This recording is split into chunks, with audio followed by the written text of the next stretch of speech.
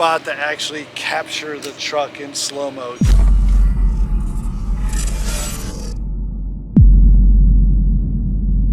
It's hot. You know, this filming stuff's hard work.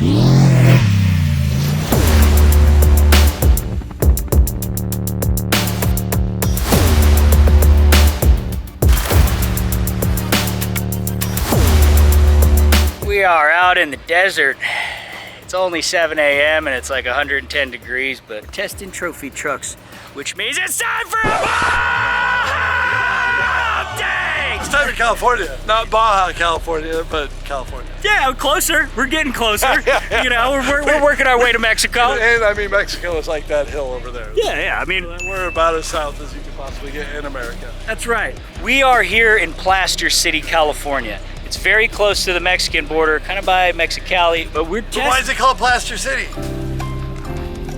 Do you know? Do you know?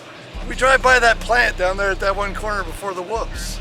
I didn't know that. Yeah. But I go really fast here, but that's all I know. I want to go fast. They make plaster there, I don't know. Yeah, they make plaster there. Thanks, Evan. Yeah. Good, Sounds learning legit. new things. Yes. The desert. So, but why do we come here to test, gentlemen? Because those whoops right there are the biggest in the country. There is other rougher spots around here. Yeah. But are those in the world of off-road racing? These are some of or the worst? Where do these rank in the world of? In a race with anything in Mexico, the whoops are going to be pretty similar to this, the same speed, but not so harsh. I see. So you're coming in here, and then once you get to Mexico, you're just going to be floating. So these are more like curves, right? So Yeah. they're big, they're deep. We call it square, because you It's a go in square. and you just hit it because it's angled. But a lot of them in Mexico are just big and round and 20 feet apart and 130 miles an hour. And, you know. Today, more science though. We actually want to talk about the shocks that this thing is on, how it handles these whoops on our intent, actually shows some detail of the whoops. This is a great spot to actually capture the truck in slow-mo going through these whoops. So science today, we're gonna capture that. We're gonna talk to our man at King Shocks to hear the detail of what makes these things work. And then we're gonna go back out and have some fun. So let's go talk to our man with the shocks. We actually got the Big Daddy King out today. We got Mr. Brett King here, if I can find him. He's probably chilling in the shade like a smart man. Hey, Brett, give me a high five. So everybody in off-road knows that if you're gonna go through the big stuff, this branding is generally on your shocks. That's pretty correct. Yeah, I guess so, yeah. They make great stuff, and the fact of the matter that blows me away is this truck's over 6,000 pounds. There's 1,000 pounds sitting out here, and to my mind, one of the worst spots ever for a vehicle to have a bunch of weight, and these things handle incredible. So thank you. Thank you. I appreciate that. It is absolutely amazing what these trucks will do. Not only does it do it, but when you see those bumps, you want to downshift and go faster through those bumps because that's the way the car works better. Could you give us some information here? Because obviously you got a lot of tubes, you got a lot of coils and stuff. So what are we looking at up front here? Right here has the big, a 3-inch coilover, right? And any car that's over 5,000 pounds, we really like the big coilover. It's very important. The shock next to it is the bypass tube shock. Okay. And this particular shock is a 4.5 5-tube bypass piggyback shock with a finned reservoir. So okay, this shock 4.5 is the inch, like that's the diameter, right? That's the outside diameter of the shock. Okay. Let me tuck up under here. We have all these different tubes coming out, right? All of this is like your levels of adjustability, and is that like per the range of motion? Yeah, basically the piston goes up as some of these other bypasses drop out. The shock gets stiffer.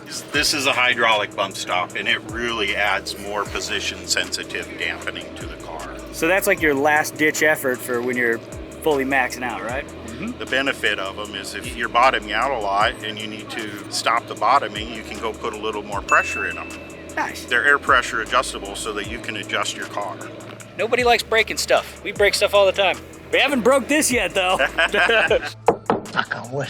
What are we running in the back here for suspension on this truck? Well, these shocks are a little longer travel. You can't even see them because they're all tucked behind all this carbon work. In the back on this truck, there's a 3-inch, 16-inch coilover and a 4.5 7-tube bypass 18-inch travel shock. And then it has the big finned reservoirs. It has like a 5-inch finned reservoir on it. That's to help the cooling of the fluid. Well, Brett, I appreciate you coming out. So here's what we're gonna do. We're gonna run this thing through the whoops. Ken is. We're gonna shoot some slow-mo.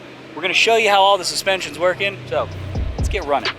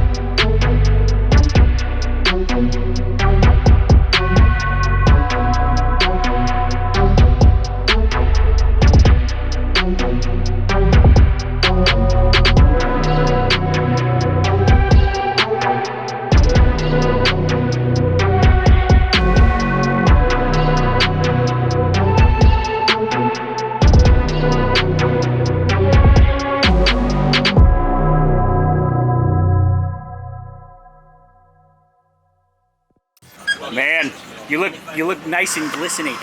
Is it toasty in there? Yeah, it's hot. You know, this filming stuff's hard work. Dude, how is that? Because it looks Looks gnarly. Oh, it's so fun. I you know, doing laps around through there are a lot of fun. And just finding little stuff in the desert to jump off is a lot of fun. This is just a giant off-road jumping toy. So I had a lot of fun. I think earlier we hit over 110 in those bumps, maybe closer to 120. So I'll claim 120.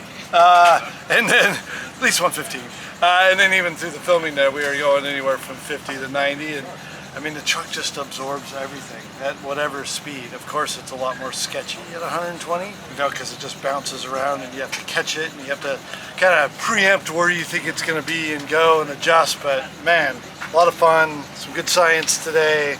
I enjoyed it. Is there like a sweet spot where it kind of floats, like speed-wise, over those bumps? Or? Yeah, as fast as possible. But it all depends on the size of the bumps. So certain spots in there, it just skips. Then you come into certain areas where there's like one big one, so I gotta lift and then power off that one to keep the front end up over the stuff after it. So yeah, there's a lot of more driver input than you would think. So, next episode, we'll see you down in